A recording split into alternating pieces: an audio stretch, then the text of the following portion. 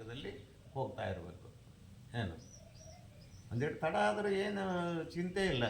90 ವರ್ಷದ ಮುದುಕನಿಗೆ 18 ವರ್ಷದ ಹುಡುಗಿನ ಮದುವೆ ಮಾಡಿದ್ರಂತೆ. 1 ವರ್ಷದೊಳಗೆ ಒಂದು ಗಂಡು ಮಗು ಹಾಡಲ್ಲಂತ. ಅದೇ ಹಂಗ್ರಿ ಅಜ್ಜಾರ ಅಂತ ಕೇಳಿದರೆ, ಈಗ ಹುಣಸಿ ಗಿಡಕ್ಕೆ ಒಂದು 100 ವರ್ಷ ಕಳೆದು ಹೋಗಿರ್ತೈತಿ. ಹಳೆ ಹುಣಸಿ ಗಿಡ ಐತಿ, ಮತ್ತು ಅದು ಹುಣಸಿಕಾಯಿ ಕೊಡ್ತೈತಿ. ಈಗಲೂ ಹುಳಿ ಐತಿ, ಹುಣಸಿ ಹಣ್ಣು ಹುಳಿ ಐತಿಲ್ಲ, ಆ ತಪ್ಪಲ ಹುಳಿ ಐತಿಲ್ಲ, 100 ವರ್ಷದ ಗಿಡ ಆದ್ರೂ ಕೂಡ ಹುಳಿನೇ ಇರ್ತೈತಿ. ಹಂಗೆ 100 ವರ್ಷ ವಯಸ್ಸಾಗಿದ್ರು ಹುಳಿ ಎಲ್ಲಿ ಹೋಗ್ತೈತಿ? ತಿಂದದ್ದು ಅದೇ ಒಂದು ಗಾದೆ ಹೇಳ್ತಾರೆ, ಹುಣಸೆ ಮರ ಮುಪ್ಪಾದ್ರೂ ಹುಳಿ ಮುಪ್ಪಾಗಲ್ಲ ಅಂತಾರೆ. ಅದೇನೆ ಗಾದೆ ಮಾತು. ಹುಣಸಿ ಗಿಡ ಮುಪ್ಪಾದರೂ ಹುಳಿ ಮುಪ್ಪಾಗೋದಿಲ್ಲ. ಹಂಗ ಶರೀರ ಮುಪ್ಪಾದರೂ ಒಳಗೆ ಬರುವಂಥ ಅನ್ನದ ರಸ ಮುಪ್ಪಾಗತ್ತಾನ.